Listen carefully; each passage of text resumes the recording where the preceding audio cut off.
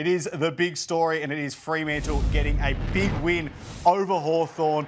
They were 13 points down at three-quarter time, the Dockers, and they ran all over the Hawks in the final term. They kicked 4 goals to nothing. They controlled the play. It was a tough game all the way through this one. Both sides were going back and forth right throughout. There was no side that was ever clearly on top, but Pat Voss kicked that goal, got him back to 2 points, and then Sean Darcy stepped up when it mattered most. A lot of pressure on him right the way throughout the season, and a lot of talk around that two-ruck combination with him and Luke Jackson, but he kicked the goal when it mattered, and Fremantle got the job done late. They were fantastic.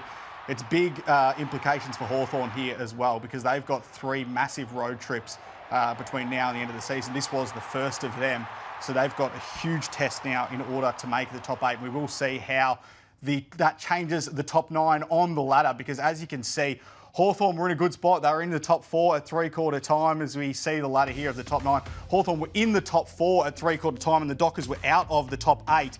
But look how much it's flipped it. Now all of a sudden the Western Bulldogs go out of the top 8, Fremantle goes in as things stand. And as I mentioned before, Hawthorn with those 3 tough road trips, they failed their first test. They still have to play Adelaide away, Collingwood at the MCG, and then Brisbane away in their final run into the end of the season. So a big job now for the Hawks to even make the top 8. I mean, they're probably going to have to get at least one of those scalps in order to make the top 8.